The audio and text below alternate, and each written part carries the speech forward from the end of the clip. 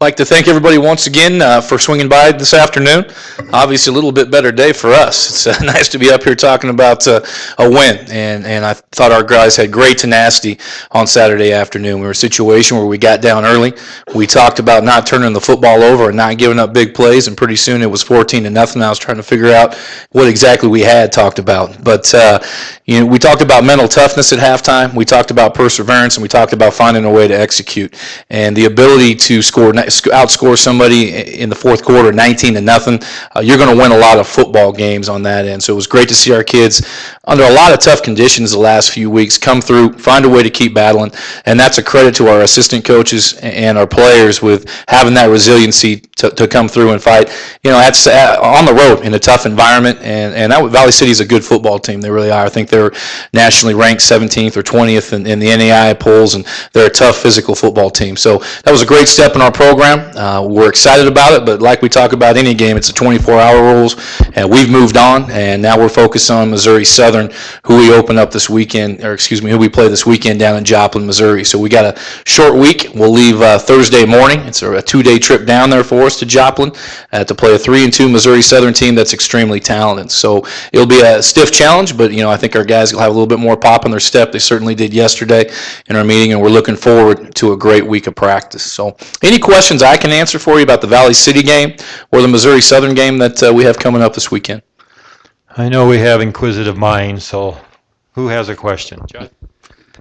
I want to talk, can you talk a little bit about our extra point, 2-point conversions that we seem to do a lot of? What are we seeing out there? Is that a call from you, or is it kind of an audible that they have?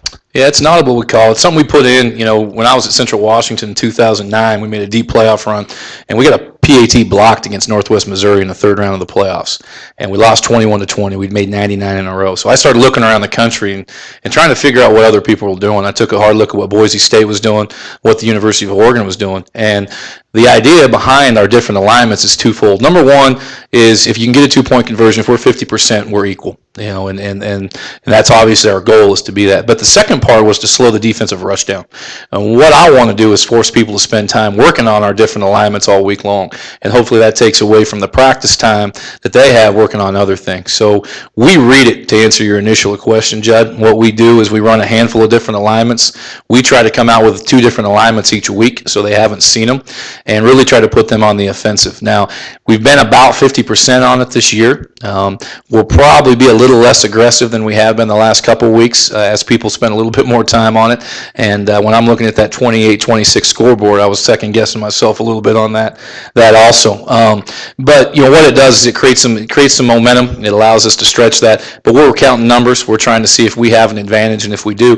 And the first one we just flat out missed. We dropped the football on that one, which was frustrating because we had exactly what we wanted. We came back to that one later and thought we were going to get the same thing and didn't execute it the same. But it's a 2-part situation for us. And the other thing it does, it creates some excitement with that group. Our players like it. If you're an old lineman and they're just asking to step and punch and get ran over every play, that's not real fun.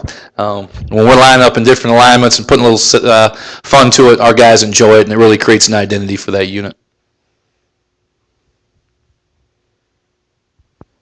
After watching the film, Stacy, being able to break it down, analyze it, what did you like the most about the game? Well, it was, again, I think both sides of the football late in the fourth quarter. That's what I like to see. We're in a tough situation offensively. I mean, the ball's on the 7-yard line, and we got to find a way to get into a scoring position. We have a 3rd and 7 where Brandon Chaw makes a big-time catch down the sideline. Then Mel Rover punches it in. So I thought that was great. A great job of our offense being able to come through at a critical junction in the game, and just as much defensively the next series we were able to scoop and score a fumble, take it to it for a touchdown, and really seal that victory. So a 2-part deal on that end I thought was very, and I thought it was the first time we'd won the special teams game outright. We had Kolten had a 50-yard average. Our net punt was unbelievable. We had them unbalanced on their punt team, had some short fields on that end. We kicked and covered our kickoff side of things, so I was really pleased for us to finally put that effort together in that phase also.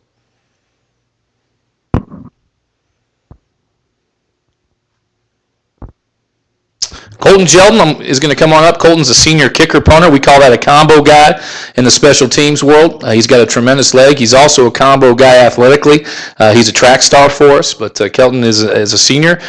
Another one of our quality student athletes that does everything both on and off the field. So, cool.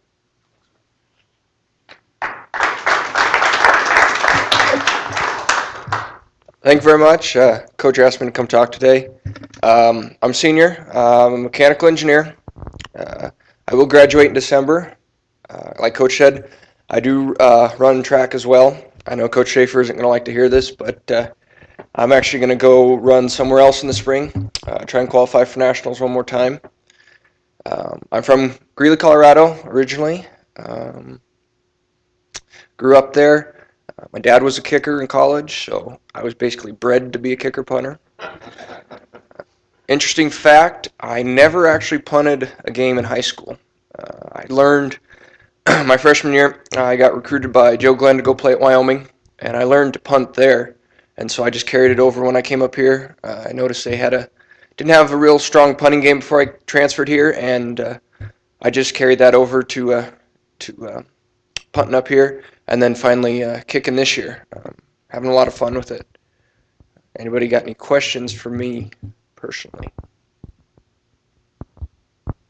I'll ask one. All right.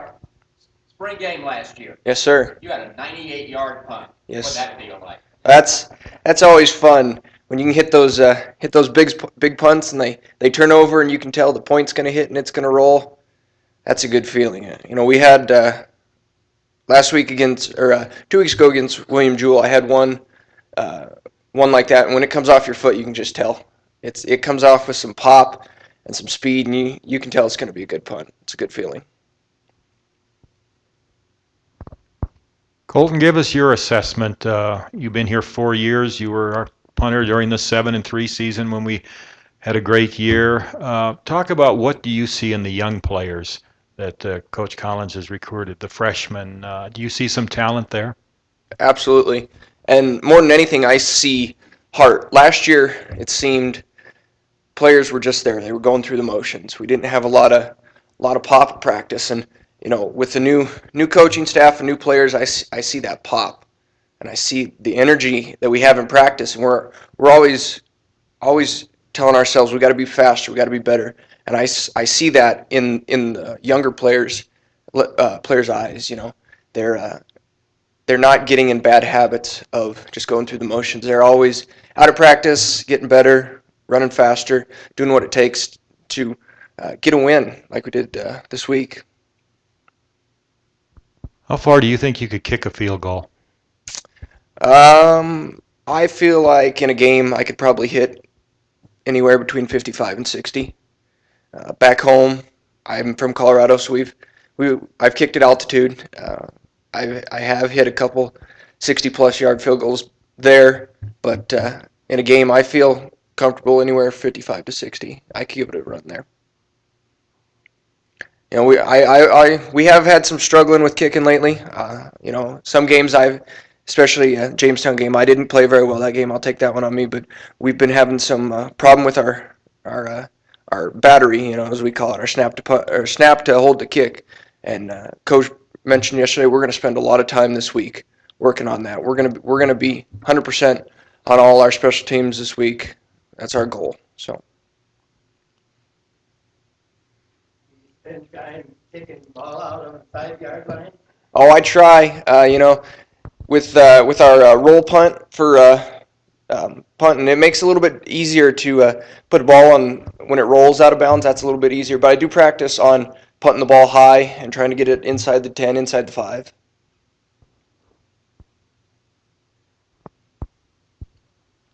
One final one, Kolten. What advice would you give as a senior and one of the leaders on the team? What advice can you give a freshman coming in and how to handle the football and the academics? It certainly isn't impossible, and I think some kids come in here with that fear.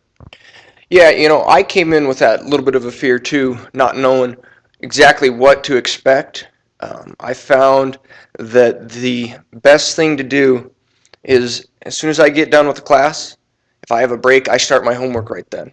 And if I have a question, I go talk to my professors. I always try and have a good communicating relationship with my professors. I talk to them weekly. I go into their office.